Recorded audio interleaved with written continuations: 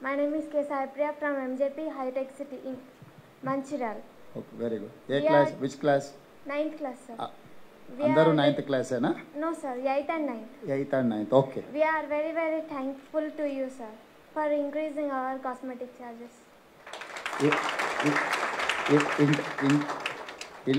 గతంలో 10 సంవత్సరాలు ఈ కాస్మెటిక్ ఛార్జెస్ పెంచలేదు. 8th to 11th 8th to 10th 75 రూపాయలు ఉన్నది. ఇప్పుడు ప్రభుత్వం 275 రూపాయలు పెంచింది. అంటే 200 రూపీస్ ఇంక్రీజ్ చేసింది. Thank you sir for hour almost 250% పెంచినట్టు అనుకుంటా. 3rd క్లాస్ నుంచి 7th వరకు ఇంతకుముందు 62 రూపీస్ ఉంటే 62 రూపాయలు ఉంటే ఇప్పుడు 150 రూపీస్ గవర్నమెంట్ ఇంక్రీజ్ చేసింది. ఇవన్నీ కూడా 200+% 150 అదే. సో ఈ దాదాపుగా 8th to 11th కానీ వీటికి కానీ 200, 150 అట్లా పెంచింది. సో ఇవన్నీ కూడా మీరందరూ బాగా చదువుకోవాలని గవర్నమెంటు మిమ్మల్ని అందరినీ బాగా చదివించాలన్న ఉద్దేశంతో డైట్ ఛార్జెస్, కాస్మెటిక్ ఛార్జెస్ కూడా పెంచడం జరిగింది. ఇంకేం సమస్యలు ఉన్నాయి మీకు మీ దగ్గర? మీ స్కూల్లో ఇప్పుడు ఏం సమస్యలు ఎక్కువగా ఫేస్ చేస్తారు మీరు?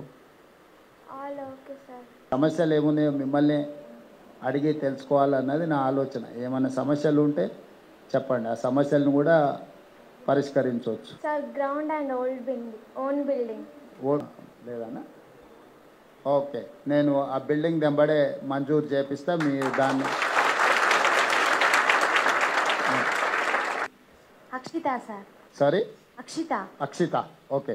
ఈ సామాజిక సమస్యల మీద, సొసైటీలో ఉన్న ఇన్బ్యాలెన్స్ మీద మనం డిస్కషన్ ఫ్లోర్ చేసి నిజంగానే వాళ్ళు ఐఏఎస్ఓ, ఐపీఎస్ఓ, లేకపోతే డాక్టరో, ఇంజనీరో, లాయరో అయితే వాళ్ళు ఎట్లా ఈ ఇష్యూను పరిష్కరిస్తారు, వాళ్ళ అప్రోచ్ ఎట్లుంటుంది అనేది వస్తుంది.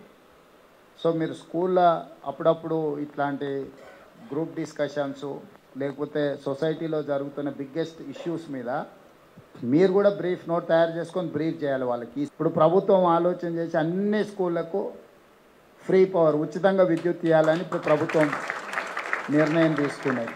రీసెంట్గా మనం 11,000 మంది డిఎస్సి నోటిఫికేషన్ ఇచ్చి 55 డేస్లోనే రిజల్ట్ ఇచ్చి రిక్రూట్మెంట్ చేసి అన్ని దగ్గరలో, పర్టికులర్గా మీ ఆదిలాబాద్ ఐటీడీఏ ప్రాంతంలో చాలా ప్రాంతాలలో టీచర్లు లేక సింగిల్ టీచర్ స్కూల్స్ ఇవన్నీ మూతపడుతున్నాయి. ఇప్పుడు మనం 11,000 మంది టీచర్లను 11,062 మంది టీచర్లకు నోటిఫికేషన్ ఇచ్చి రికార్డ్ టైంలో 55 రోజుల్లోనే రిజల్ట్ ఇచ్చి మనం వాళ్ళందరినీ కూడా అపాయింట్మెంట్స్ ఇచ్చేసినాం. మీలాంటి చదువుకున్న యువకులు బడి బయట విద్యార్థులను బడికి తీసుకెళ్లే కార్యక్రమం ఎక్కువ తీసుకోవాలి.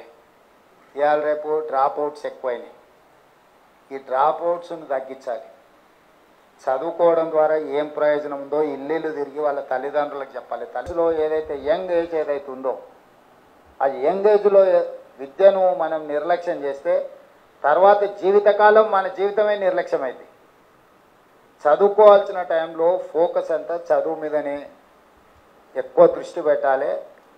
మీరందరూ కూడా ఇంటర్మీడియట్, డిగ్రీ లేకపోతే బయట వచ్చి చదువుకొని సమాజాన్ని చూస్తున్న వాళ్ళు, గ్రామంలో చదువుకోకుండా బడికి పోకుండా ఉన్న పిల్లలు ఎవరున్నారు? పోయి వాళ్ళ తల్లిదండ్రులతో కూర్చోండి.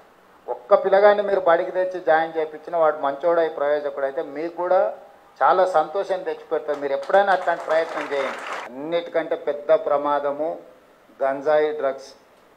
ఈ గంజాయి డ్రగ్స్ ఏడ ఉన్నా మీ బాధ్యత, మీలాంటి వాళ్ళ యువకుల బాధ్యత. ఎట్లా ఉన్నా సమాచారం వెంబడే 100 డయల్ ఫోన్ చేసో మీ లోకల్ పోలీసులకైనా చెప్పాలి. కాబట్టి మీ ద్వారా తెలంగాణ యువకులకు నేను చెప్పేది, పోటీ పరీక్షలకు ప్రిపేర్ కాండి. మళ్ళీ విద్యార్థులను రెచ్చగొట్టడానికే చూస్తారు. ఎవరు వాళ్ళు చేసే రెచ్చగొట్టే ప్రకటనల ఉచ్చులో పడ్డారంటే పిల్లలు అన్యాయం అయిపోతారు, వాళ్ళు ఏం రారు. అందుకే మీరు కాలేజీలలో కూడా చిన్న చిన్న సెమినార్స్ పెట్టుకొని సమస్యలు ఉంటే ప్రభుత్వం దృష్టికి తీసుకురావాలి. మీకు లోకల్కి ఎమ్మెల్యే ఉన్నాడు, ఎంపీ ఉన్నాడు, లేకపోతే మంత్రులు వస్తారు, రిప్రజెంట్ చేయండి. సమస్యల మీద మాట్లాడొద్దు అంటలేను, సమస్యల్ని రిప్రజెంట్ చేయాలి. చదువుకోండి. నాకు మీ అందరికి ఇచ్చే సూచన ఒకటే, చదువుకున్న వాళ్ళు ప్రయోజకులు అవుతారు. సామాజిక బాధ్యత మోసిన వాళ్ళు సమాజం దృష్టిలో హీరోలుగా మిగులుతారు. చదువు, సామాజిక బాధ్యత, ఈ రెండు కళ్ళ లాంటివి. చదువు ముఖ్యము, సామాజిక బాధ్యత కూడా అంతే ముఖ్యం. ఈ రెండు కళ్ళ లాంటివి. ఈ రెండింటిని బాగా మీరు సమన్వయం చేసుకొని మంచిగా చదువుకోవాలి, ముందుకు వెళ్ళాలి. మీరందరూ కూడా మంచి గొప్ప ప్రయోజకులై తెలంగాణ రాష్ట్ర నిర్మాణంలో భాగస్వాములు కావాలని మళ్ళొక్కసారి ప్రేమ్ సాగర్ రావు గారిని, సురేఖ గారిని మనస్ఫూర్తిగా అభినందిస్తున్నా.